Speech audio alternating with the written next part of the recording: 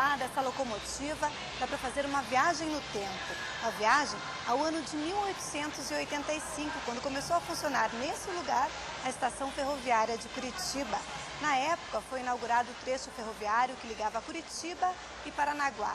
Os trens levavam para o porto erva mate, a madeira e traziam para a capital o progresso e o avanço tecnológico. Por aqui não circulam mais vagões. A estação foi desativada em 1972 e virou museu no começo da década de 80. O Pedro Fortes é funcionário aqui do museu e vai nos explicar um pouquinho dessa história, né, Pedro? Foram mantidas as características originais. A gente entra aqui, parece que está entrando mesmo numa estação. Isso mesmo, como muitas pessoas já conhecem, até lá fora, né? Lá fora na 7 de setembro, a fachada foi mantida original e o tombamento do Patrimônio Histórico Nacional inclui, né, a bilheteria, que é original ainda, como vocês vão poder ver. E temos também uma parte expositiva, que é a parte onde estão colocadas as peças de uso cotidiano da estação. Vamos conhecer então? Vamos conhecer. Quem entra meio desavisada que leva até um susto, né? Pois Parece que é uma pessoa que está ali comprando o bilhete, que nem como funcionava na época. Esse boneco aqui faz sucesso aqui, ele está aqui colocado como passageiro de segunda classe, né? A vestimenta dele é bem parecida com a da época. Temos a malinha do caixeiro viajante, aí do outro lado temos a primeira classe e, como vocês podem olhar, a bilheteria realmente, as madeiras de lei como eram construídas na época, o piso tudo original, o teto, tudo. Era essa a bilheteria. Era essa a bilheteria.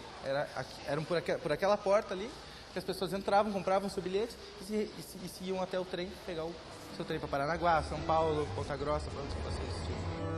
Tem muita gente que vem aqui e fica emocionado, muitos ferroviários se lembram do tempo que eles trabalhavam. Esse senhor aqui está representando o agente de estação, né? Aquele cap vermelho. Cada funçãozinha aqui dentro da estação tinha sua discriminação pelo uniforme. Então aqui a gente tem peças que eram utilizadas nessa estação. Um telefone ou um livro-razão. Aquele livro-razão ali tem cerca de 5.000 páginas, né? Então era o computador da estação. Fazia a contabilidade. Toda a contabilidade. Ele é escrito da primeira à última página de lápis. E uma letra que parece um desenho. Então, assim, tem coisas assim no passado que nos emocionam e nos ensinam a compreender hoje em dia que a gente só escreve com um computador, não sei o quê. Então aqui, assim, você às vezes consegue lembrar de uma coisa que você acabou não vivendo.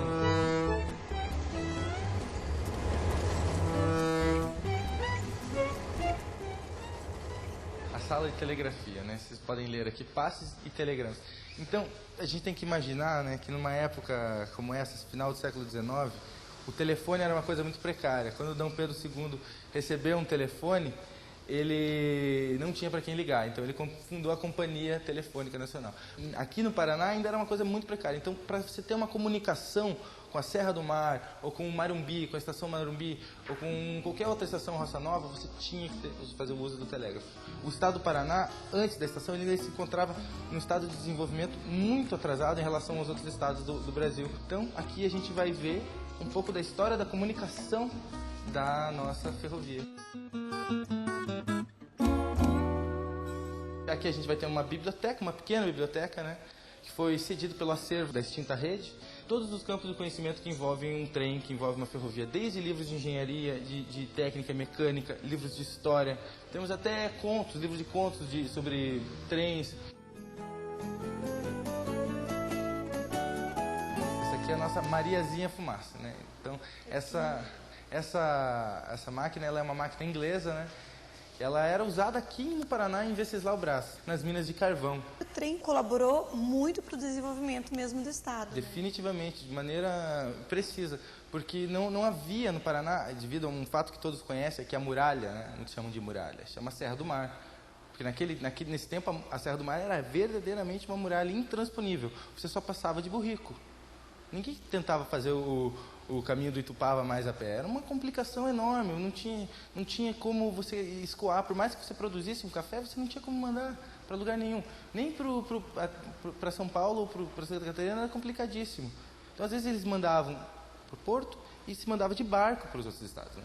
Que era muito mais viável para aquele período. Hoje em dia nós temos as estradas, isso é mais fácil, mas naquele período isso era uma inovação enorme, uma tecnologia muito grande, que na Europa já era feita há mais de 50 anos, né?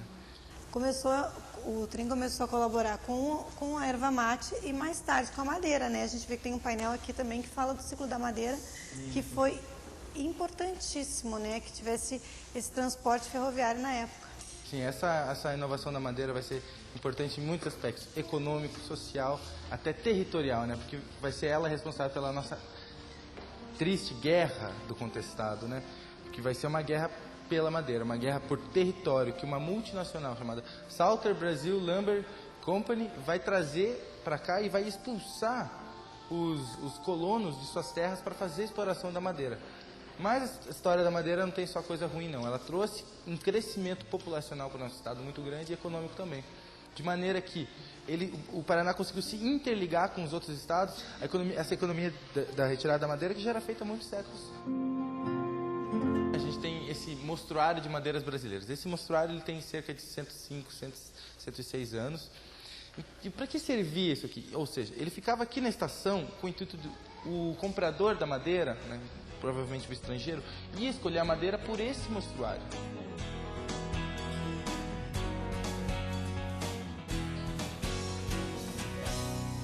Essa parte aqui é uma parte que vai estar mostrando mais o dia a dia do trabalho, né, do funcionário, né? Certas balanças, placas, né, de Jaguaraíva, ali vamos ter quadros do Poti. O pai do Poti era ferroviário, né? E então ele sempre teve um amor muito grande por essa profissão, né, por esse fazer. Então ele vai nos deixar aqui duas maravilhosas obras, né? Uma homenagem aos guarda-freios e uma gravura que ele vai ter feito para os ferroviários, que vai engrandecer nosso acervo enormemente, né? E o que são essas peças aqui? Então, são luminárias do trabalho cotidiano da estação também, né? Ali, a famosa sineta de trem, né, que a gente vê todos a bordo, era aquela que era usada aqui nessa estação. Esses materiais são materiais de construção dos trilhos, daí, né?